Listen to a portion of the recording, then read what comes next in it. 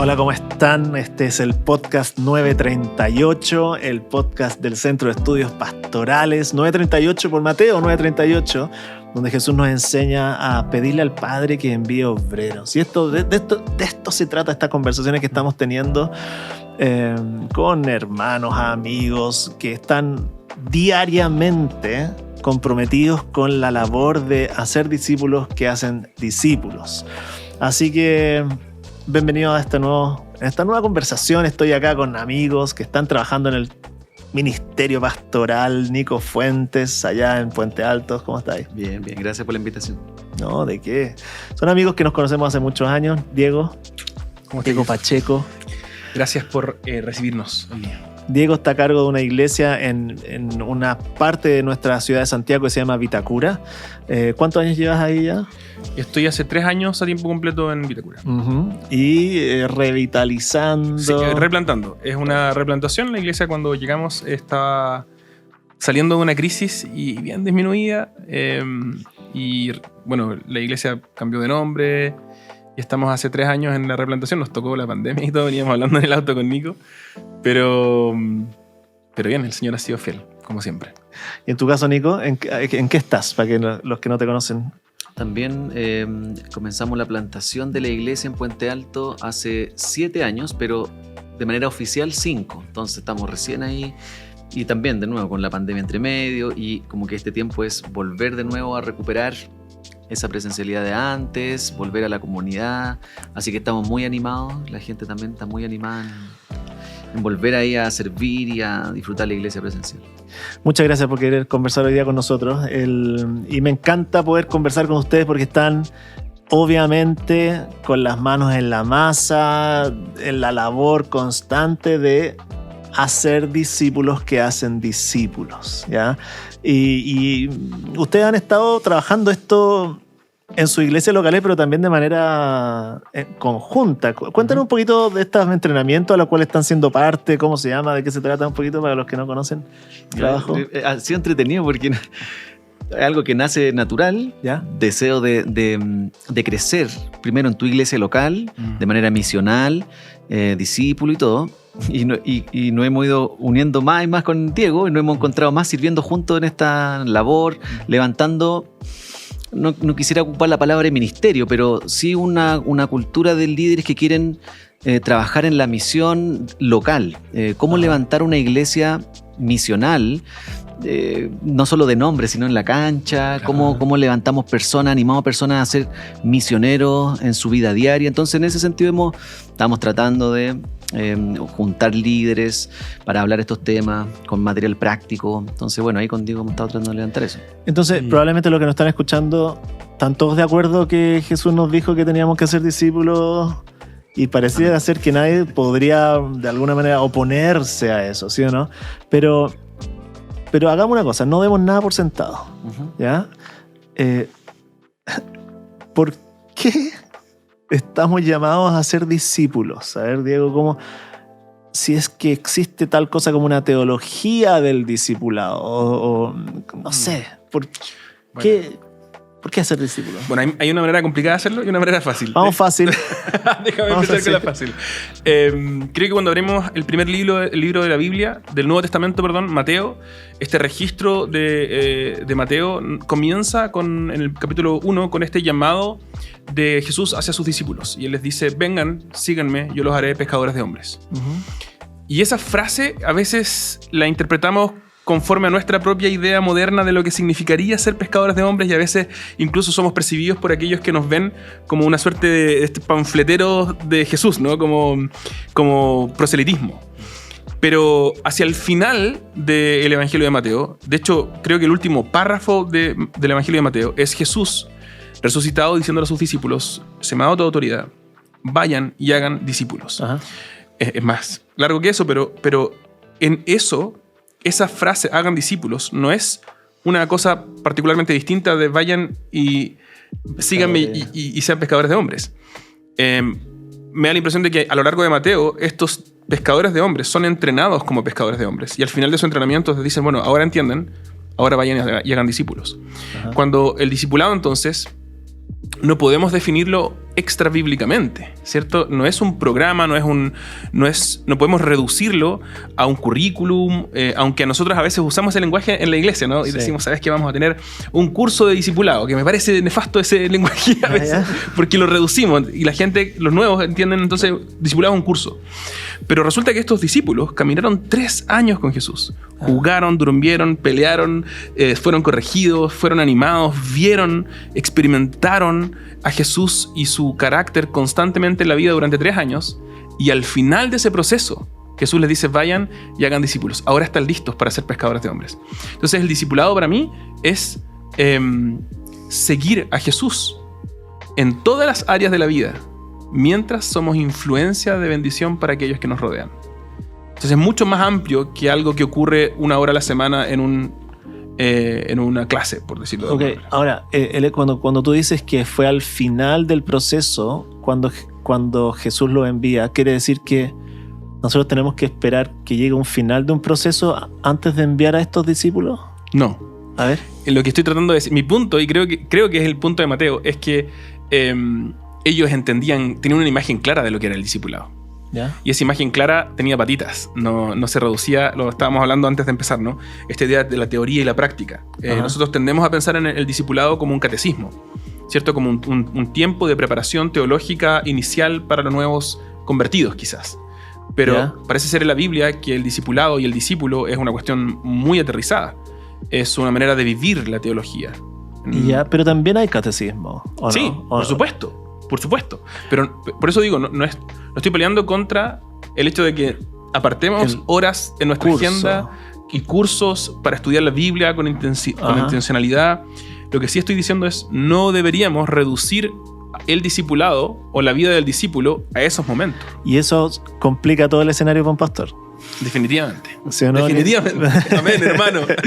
Porque quiere decir que, sí, o sea, mientras que el pastor pensaba que el discipulado consistía en llevar un curso para el martes en la noche de 2 horas, lo que estoy escuchando acá es que él es un discípulo en toda su vida y está haciendo discípulos en su vida cotidiana, no necesariamente solamente en esos 2 horitas de trabajo, ¿cierto? ¿Cómo se ve eso en tu caso, Nicolás?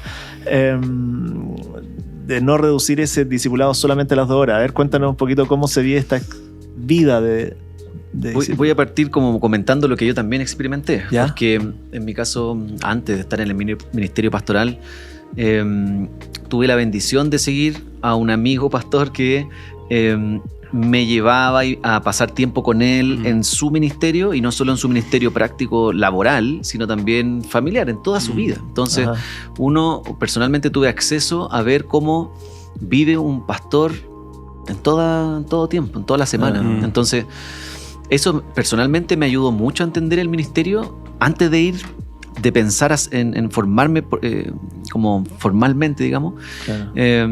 Y entender, decir, ok, no se trata de trabajar instancias de la semana como pastor, sino que es toda una vida pastoral, como discípulo, siendo discipulado por el Señor en primer lugar, y de ahí replicar eso y vivir con otras personas la vida cristiana en todo tiempo, en mi casa, en la instancia de la iglesia, en todo lo que hagamos. Entonces, partió desde ahí para mí, y tratando de replicar eso nuevamente con mi iglesia local, con la gente, aquellas personas que uno va identificando dones, que quisiera capacitar un poquito más allá también. Bueno, tener tiempo con esas personas para que vean el ministerio pastoral en la práctica, pero en general es mucho tiempo abierto para gente. Pero en la práctica eso significa en tu vida tener tu casa abierta, gente entra, sale a cualquier hora. No, y hay obviamente una agenda, está la esposita en la casa también, hay niños, necesitamos agendar estas cosas y ver, bueno, van a haber instancias específicas donde vamos a tener gente aquí, o nosotros ir donde otras personas. Hay instancias que uno las organiza para eso, pero claro, no lo queremos reducir a solo esas instancias. Sí, yo estaba pensando con lo que decía Nico. Dijo una frase que me pareció fantástica para definir el discipulado. Dijiste, yo también tuve la oportunidad de acompañar a un amigo pastor. Y Jesús, cuando llega al proceso final, a la última cena, ¿no?, con sus discípulos, él le dice, ya no los llamo siervos, ahora los llamo amigos. Yo creo que el discipulado no podemos sacarle aquí es el tono que tiene de que es la construcción de una relación de amistad profunda, en la que anhelamos lo mejor para el otro, sabiendo a priori que lo mejor para el otro es seguir a Jesús. Entonces, hay esta cosa de cómo lo agendamos en la práctica, ¿cierto? Ajá. Bueno, ¿cómo lo agendarías con un amigo? ¿Cachai? Si estás pensando en un programa, quizás como un evento, claro, yo digo, no, esto ocurre los martes a las 3, de 3 a 5, cerrado, listo, no hay mucha flexibilidad ahí. Ajá. Pero si es un amigo el que me dice, oye, necesito conversar contigo, estoy pasándolo mal. Yo no sé si sería muy buen amigo si yo le digo, no, es que yo después de las 5 ya no hay tiempo. No, ¿cachai? Entonces hay una relación que se construye constantemente en el discipulado y que deberíamos construirla nosotros, cultivarla nosotros con otros, pero también ayudarle a otros a construirla con otros. Y en tu caso también recibiste influencia de discipuladores sobre tu vida que te modelaron lo que tú tenías que hacer ahora. ¿Cómo llegas a comprender esta dinámica de hacer discípulos que hacen discípulos? Definitivamente sí. Esa es la respuesta a la pregunta de si he tenido esa influencia, sí. Yo tuve el privilegio, no sé si era muy porro o fue un privilegio. Para los que no son chilenos, ¿qué significa porro? Porque hay otros lugares que porro significa cualquier cosa. Sí, verdad. No, porro aquí es como ser flojo, ser alguien a quien no le va bien, que constantemente no estudia, no muy bien. Pero yo pasé por 2 procesos formales de discipulado intensivo. Uno fue en Viña, en la iglesia San Pedro, con el quien en ese entonces era el asistente pastoral, que se llamaba Patricio Yarzún. Ajá. 2 años con él. Yo siempre lo digo y no me canso de decirlo. La primera vez que yo vengo de una familia no cristiana, profundamente mi contexto familiar y de amigos era muy ateo. La primera vez que yo vi a un esposo tratar con cariño y respeto a su esposa fue en la iglesia. Fue el Pato con la Dagmar. Y la tengo grabada aquí después de, no sé, 15 años, algo así. Cuando veo a Pato en un domingo, se acerca a su esposa, le hace cariño en el pelo y le da un besito. Esa fue la primera vez en mi vida en que yo vi a un esposo tratar con cariño y respeto a su esposa. Entonces, esas cositas que uno piensa que nadie las preparó. El Pato no dijo, mira, mañana a las 9 de la mañana con 5 voy a darle un besito a mi esposa para que el Diego me mire, ¿cierto? Ocurrió. Pero ocurre porque estamos viviendo la influencia de Jesús constantemente y eso también impacta a los otros. Entonces, claro, Pato me permitió verlo leer la Biblia, orar y hacer dormir a sus niñas. En su casa, estuvimos en su casa mientras preparamos asado y nos reíamos, lavamos la loza, arreglamos, me acuerdo, metidos debajo de la lavaplatos, arreglando el lavaplatos que tenía una filtración. Y después tuve el privilegio de estar con Daniel Kirk, que también ahí fueron 2 años formales de aprendiz. Fui aprendiz por 2 años con él, plantando la iglesia en Valparaíso, la iglesia de Pablo Apóstol, a quienes les mando un tremendo abrazo. Y estuvimos allí con Daniel y también, ¿cierto? Los niños de Daniel, que en ese tiempo el George y el David eran chiquititos, son queridos amigos, ahora son gigantes. Sí. Pero amigos queridos que crecimos juntos, tengo unas fotos lindas leyéndoles cuentos a ellos.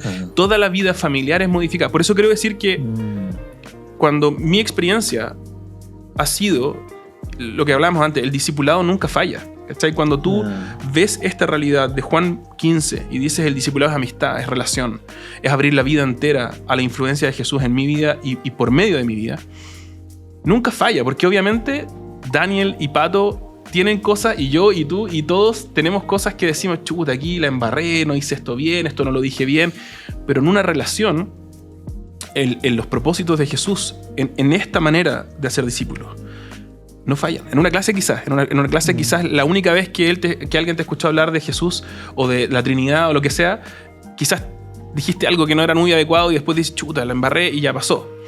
Pero en un contexto relacional nunca falla el discipulado, porque siempre hay una oportunidad de volver a pedir perdón, de volver a arreglarnos, y esa relación y esa influencia queda para siempre. Yo fui modelado hasta el día de hoy como esposo, como padre, como pastor, por Pato y por Daniel, ¿cachai?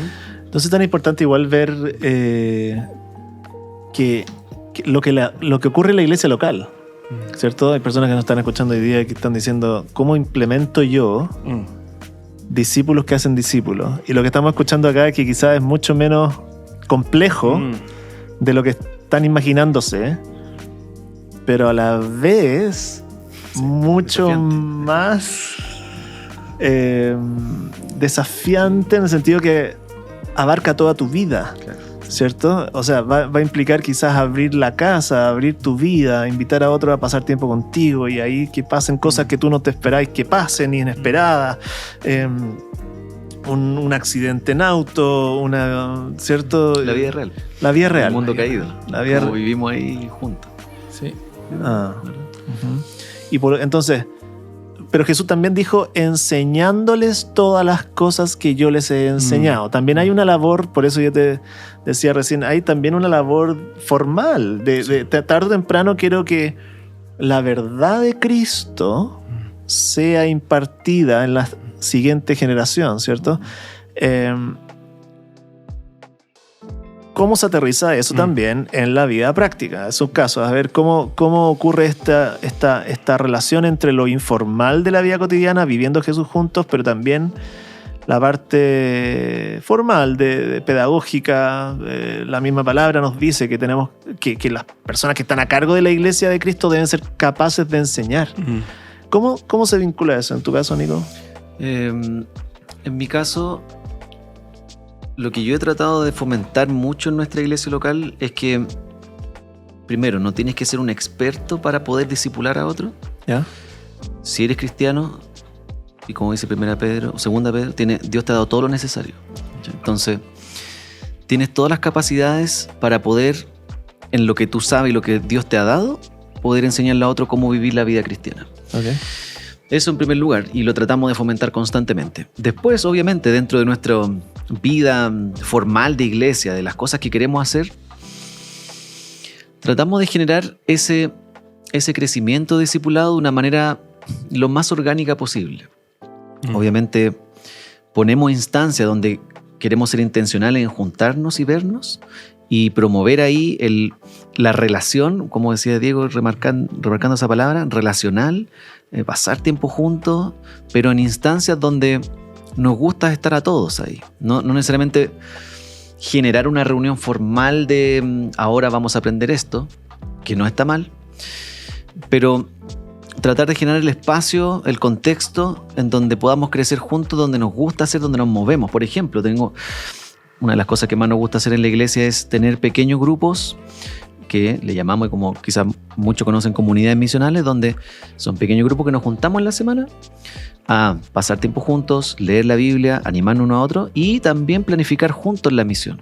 No es algo que el pastor les trae para que hagan, sino que juntos veamos cómo vamos a hacer discípulos, quiénes son las personas que están cerca nuestro, cómo vamos a llegar a ellas, etc. Y eso lo planificamos juntos, lo conversamos y que la misma gente pueda salir con sus temas y decir, yo tengo a esta persona acá, me gustaría, no sé, pues, cómo llego a ella. Bueno, y ahí vamos viendo juntos la planificación. No es un programa que el pastor le trae a la gente. Eso es por lo menos lo que nosotros hemos tratado de hacer en nuestra iglesia local y también modelándolo a modo personal.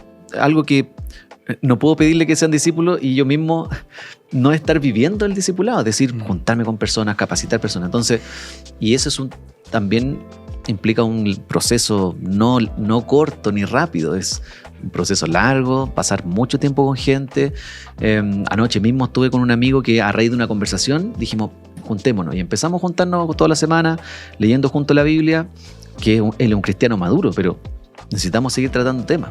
Entonces, es mucha inversión de tiempo y para eso hemos tratado de bajar al máximo en la iglesia local actividades, como actividades formales, como el grupo de el grupo del otro, el grupo del otro. Tratamos de bajar al máximo eso para que poder dar el espacio para que la gente no pueda decir es que no tengo tiempo, en la iglesia hago muchas cosas de ministerio, entonces no tengo tiempo para discipular a nadie. No queremos que esa sea la excusa, sino como tenemos una sola instancia en la semana con un grupo nuestro y todo el resto de la semana para que seas misionero, discipules personas, te juntes con otros. Entonces necesitamos dar el espacio, necesitamos generar el contexto para que las personas lo hagan y obviamente entregar herramientas prácticas. En tu caso, Diego, ¿cómo se ve la agenda de un pastor que está enfocado en hacer discípulos que hacen discípulos? ¿Cómo se ve una semana? ¿Cómo se ve una semana? Yo creo que Bueno, nosotros, porque en este movimiento que estamos sirviendo juntos, que se llama Simplemente Misional, así que simplementemisional.com o en redes sociales, Facebook, Instagram, Simplemente Misional, van a poder encontrar que justamente tratamos de enfatizar 3 como flancos que básicamente expresan nuestra eclesiología, ¿Ya? lo que nosotros creemos que debiera ser la iglesia, ¿Ya? que es una familia centrada en Jesús y enfocada en la misión. Ajá. Eso es fácil de memorizar para mí y me hace evaluar mi semana constantemente. Entonces me pregunto, ¿estoy pasando tiempo como un miembro de una familia? ¿O estoy pasando tiempo solamente escribiendo sermones encerrado en mi pieza o no sé, organizando, como decía Nico, eventos? ¿Soy un productor de eventos o soy un miembro de una familia? A veces esas cosas... A mí me pasa que cuando comencé la iglesia me veía más como tú estás. Dilo.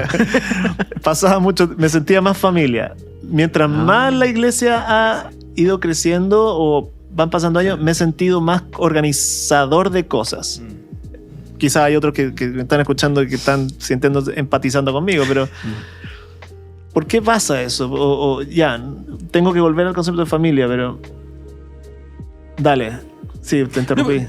Pero un papá, una mamá, en Chile típicamente, en el mundo latino, ¿no? Típicamente las mamás organizan eventos. El domingo es algo organizado y la mamá te llama el sábado, oye hijo, vas a venir a almorzar el domingo. Oye, eso es familia también. Yeah. El punto es que no se nos dé vuelta totalmente la tortilla y terminemos siendo solo gente que organiza eventos como si fuera nuestro trabajo y dejamos de vincularnos cara a cara con personas que son nuestra familia en Cristo. ¿Cachai? A veces podemos hacer esto de maneras sumamente sutiles. A veces me da la impresión de que en el pastorado podemos adoptar posiciones que alejan a otros y no les permiten corregirnos, por ejemplo. ¿Cómo nos corregiría un hermano, una hermana, un primo cercano o nuestros papás? ¿Cómo qué posición? ¿Cuál es esa posición de que nadie te puede corregir, por ejemplo? Bueno, una muy típica es cada vez que alguien me quiere decir que algo está mal, yo le digo que todo está bien o le digo que algo está mal en él porque él se anda quejando por todo. En vez de decir, mira, no lo había pensado, déjame darle una vuelta porque quizás hay algo aquí. Y asumir que lo más probable es que haya algo que pueda ser mejorado por mí. Y hay veces que los pastores, quizás por la tradición, la trayectoria, el mundo que estamos viviendo, de pronto empezamos a pensar que somos personas de la plataforma, ¿cierto? Aparecemos el domingo y en eso consiste nuestro principal trabajo, ¿cierto? Y montar un espectáculo, ¿cierto? Ojalá lo más televisivamente... Somos youtubers.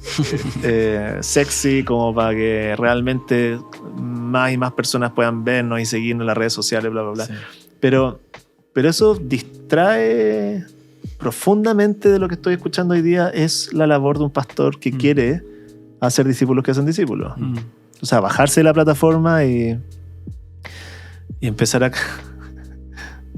a mostrarse cómo es su vida cotidiana. Ir aprendiendo a lidiar con la dinámica de qué tengo que organizar y qué es necesario que organice para que la iglesia funcione bien. Claro. Y por otro lado, ¿dónde invierto vida? Que al final es un cambio cultural interno de nuestra manera de entender el ministerio pastoral, la labor del pastor. Es todo un cambio de cultura que uno trata de generar en su iglesia local. En mi caso, al plantar la iglesia, estoy tratando de que desde que plantamos esté esta cultura y tú lo transmites y estás todo el rato animando a eso, fomentándolo. Pero claro, hay otros contextos de iglesia donde traen su estilo de hace muchos años y que a veces se siente más difícil cambiar todo un buque, pero es un trabajo de largo aliento donde tú por lo menos tienes que partir con lo pequeño, de abajito. Y en tu contexto, Diego, ¿tienes comunidades misionales también? Sí, nosotros tenemos otro nombre. ¿Cómo funcionan? Bueno, justo iba para allá, como creo que también esto que estamos hablando que se ve como quizás más ambiguo o demasiado ambicioso para alguien, también hay que organizarlo. Si nadie está diciendo tiremos la organización por la ventana, ¿cierto? Para tener una organización, la manera en que nosotros lo tenemos hoy día, creo que hoy día compartimos la estructura, digamos, de iglesia con Nico, que es lo formal y por lo tanto lo que tú preguntabas y como esta necesidad de enseñar, que no es lo único, pero la enseñanza formal toma forma más fuertemente los domingos. Ajá. Yo el domingo voy a esforzarme por preparar el mejor sermón que pueda preparar, ajá, bajo la dirección del Espíritu Santo, pensando, siendo fiel al texto bíblico y tratando de ser muy contingente a la vida de mi congregación. Entonces tenemos los domingos y tenemos también estos grupos que nosotros llamamos grupos de crecimiento, pero que son comunidades misionales. Y tenemos 3 en este momento, son grupitos que hemos ido entendiendo cómo son, porque son diseñados a la medida. Ajá. Uno de estos grupos de crecimiento partió, o comunidades misionales partieron orando por un hermano que estaba enfermo. Ajá. Y en la medida en que empezaron a orar, se empezaron a sumar amigos de este hermano que estaba enfermo. Uh-huh. Y de repente eran 20 personas orando todos los días. Y dijimos, oye, ¿qué tal si le damos continuidad a esto? Nuestro querido hermano Harry King, que se recuperó hoy día para la gloria del Señor, tenía el privilegio de lo sano. ¿Qué hacemos? Porque hay un grupo lindo que ya hubo un acercamiento. Entonces partimos un grupo, una comunidad misional con ellos, y ellos se juntan a estudiar un texto bíblico, a orar. Ajá. Y una vez al mes hacen un carrete. Me invitaron... ¿Qué es carrete? Perdón. Carrete es una fiesta, no una celebración. Perdón, hermanos. ¿Español latinoamericano? Eso. Tengo que hablar así como en México, ¿no? Como Trek.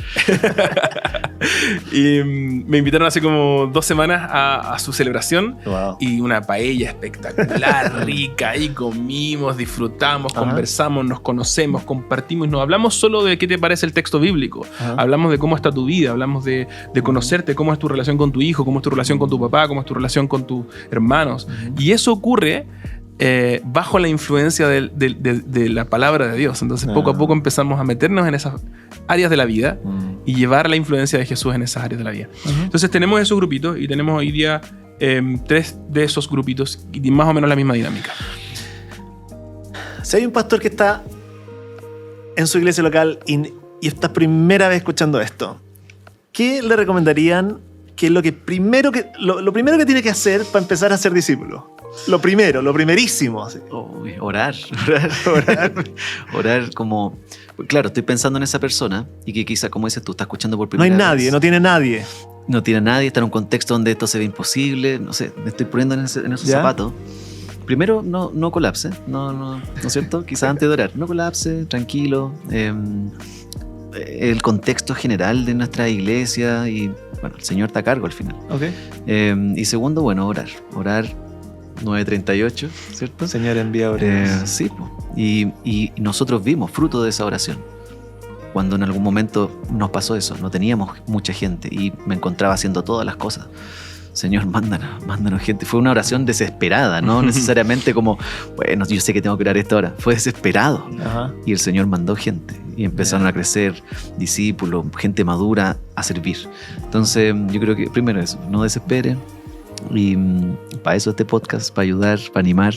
Y en segundo lugar, oración. Y empezar a orar 9:38, Mateo, y ver cómo el Señor va a traer gente. Y cuando las tenga ahí, empecemos a trabajar, a abrir nuestra vida. Y también yo creo a modo personal, porque como decíamos al principio, es un desafío personal de abrir tu propio corazón y estar dispuesto quizás a morir a cosas que no has querido morir. Puede que mucho de lo que no esté ocurriendo del discipulado es por nuestro propio orgullo, tal vez. Wow. No necesariamente porque no sepamos cómo hacerlo, es que no tengo las personas. Quizás es porque nosotros mismos no estamos dispuestos a abrir la vida, el corazón, y nos acomodamos al cursito para que lo doy ahí, vuelvo a mi casa y estoy cumpliendo con el discipulado. Y nadie me ve. Qué bueno eso, loco, porque a mí me pasa que yo con los años me he dado cuenta de que yo sí soy más introvertido, a pesar de que puedo hablar en público y no me complica eso. A mí me cansa. Yo después necesito arrinconarme y encerrarme un ratito solo con un libro o ver una película y estar solo o trabajar solo. Me acomoda mucho. Entonces, a gente como yo que quizás está mirando y dice, bueno, a mí también me pasa que esta cuestión de total apertura relacional es demasiado. Uno va aprendiendo a dosificarse, ¿cierto? Y el Señor te va regalando más y más en la medida en que vas avanzando. Pero creo que es bueno recordar también que uno necesita medirse primero y esforzarse. Es decir, si yo me quedo siempre en lo cómodo para mí sería trabajar todo el rato en teletrabajo, nunca ver a la gente en persona. Claro. Pero el hacer ese esfuerzo ha resultado tremendamente fructífero para mi vida y para la bendición de la iglesia. O sea, hay un esfuerzo por que el discipulador crea el evangelio que quiere traspasar. En el sentido de decir, yo también soy pecador y quizás no estoy haciendo discípulos porque no quiero que otros me conozcan como soy. Y ese miedo, que creo que es súper importante lo que está hablando, solamente puede ser erradicado cuando el discipulador cree en Cristo. Amén. ¿Cierto? Porque Cristo nos dijo, arrepiéntete y cree. Y ahí está el principio, o sea, de decir, yo también como discipulador soy un discípulo de este Jesús que murió por mí en una cruz para perdonar mi pecado, vivir sin condenación y salir a la luz sin vergüenza. ¿Cierto? Y creo que es clave eso. Que si es que me está frenando abrir mi vida la vergüenza, oye. Y eso es clave totalmente, porque el discipulado no es un monólogo. El discipulado es un camino de 2 vías. Entonces, claro, tú constantemente, cuando yo entro en una relación de discipular a alguien, esa persona me comienza a discipular a mí también. Me empieza a confrontar con su lectura de la Biblia y con cómo yo a lo mejor estoy haciendo las cosas mal. Y te predica el evangelio. Y me predica el evangelio. Y si yo digo, no, yo soy el discipulador aquí, yo estoy perdiendo. Claro. Y estoy definiendo el discipulado de una manera profundamente pobre para mi iglesia. No le estás enseñando el evangelio tampoco. No. O sea, si tú no eres un pecador en necesidad de gracia, ¿qué estás traspasando al otro? Creo que siempre tengo la misma sensación en estas conversaciones. Tenemos que terminar. Sí. ¿Por qué? Y la vida es natural, la vida es real. Sigamos hablando. Vamos al almuerzo con los micrófonos. Claro, sí. Creo que me gustaría poder quizás animar a los que nos están escuchando pensando en ese primer paso, ¿cierto?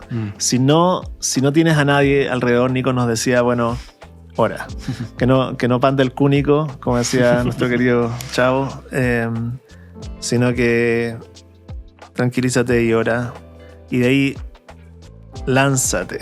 ¿Sí? En tu caso, ¿cuál sería el consejo, Diego?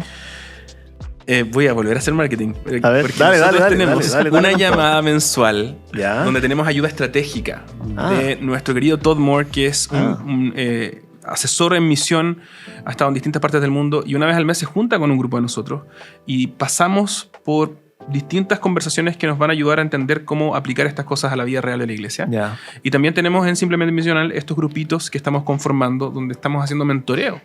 Entonces, justamente lo que estamos hablando, llevado al nivel de los pastores o líderes, cómo nos pastoreamos unos a otros en nuestro trabajo. Eso que tenía que decirlo, pero yo creo que también hay que romper esta idea de lo formal y lo informal, ¿cierto? Hay una riqueza profunda en la informalidad, en sentarte a tomar tecito con el hermano, con la hermana de la iglesia. Ya, ahí tú ya estás enseñando sin saber muchísimo del evangelio. El servicio al lavar la loza, el servicio al tener la once preparada, etcétera. Las conversaciones, si nosotros estamos disfrutando del Señor, de su palabra, de la lectura bíblica, habitando en Él, siendo alimentados por Él, inevitablemente vamos a poder estar ofreciendo de eso en todo tipo de conversaciones, no solamente en las clases. Entonces, mi principio es, y algo que aprendí de un señor que se llama Josiah Brankoff, que creo que en algún momento vivimos juntos, aquí parece que fue. Josiah decía, tú no puedes dar lo que no tienes. Y tiene toda la razón. Yo no puedo ofrecer seguir a Jesús, no puedo ofrecer un descanso en Cristo, a menos que yo esté descansando en Cristo. Si yo no estoy leyendo la Biblia, descansando en Él, incluso cuando no leo la Biblia se me olvida orar y digo, Señor, perdóname, pero descanso en tu perdón y en tu gracia y en tu amor por mí. Si yo no estoy experimentando eso, es imposible que yo esté haciendo discípulos para Cristo. Quizás estoy haciendo voluntarios o, ¿cómo se llama esto? Activistas para la iglesia, pero discípulos de Cristo, yo creo que es imposible si no estoy siendo yo alimentado por el primero. Ok. Me encanta esa idea de invitar a otros, o sea, un pecador que invita a otro pecador a mirar a su Redentor juntos en la vida cotidiana para, en el poder del Espíritu Santo, guiados por su palabra, empezar a parecerse más a Él. esa idea de un pecador caminando con otro, mirando al Redentor. Creo que es central en nuestro discipulado. Así que queremos animarlos a todos los que nos están escuchando. Tenemos que terminar, amigos, lo siento, me encanta conversar con ustedes. Y bueno, el podcast 938 existe para esto, para animar a la iglesia local, a todos los que nos están escuchando, a ser discípulos que hacen discípulos, a animarnos mutuamente, a volcarnos en esa oración que el Nico decía de Señor, envía obreros, porque queremos ver que el mensaje de Jesucristo crece por Chile, por Latinoamérica. Así que bueno, te queremos invitar a continuar escuchándonos nuestros podcasts de 938. Puedes también encontrarnos en tus redes sociales. Las redes sociales del Centro de Estudios Pastorales de la Iglesia Anglicana de Chile. Tenemos Instagram, CEP_IH, o en el canal de YouTube del Centro de Estudios Pastorales de la Iglesia Anglicana de Chile. Jesús les dijo, ustedes acuérdense, en el Evangelio de Mateo 9:38, pídanle por tanto al Señor de la cosecha que envíe obreros a su campo. Y 9:38 entonces existe para que esa oración sea nuestra y se haga realidad, para que más y más personas puedan conocer la buena noticia de Jesús y ser parte de su pueblo. Así que sigue acompañándonos, van a venir más capítulos. Nico, Diego, muchas gracias por acompañarnos hoy día acá. Se han pasado y espero que haya sido de bendición también para los que nos escucharon. Que Dios los bendiga.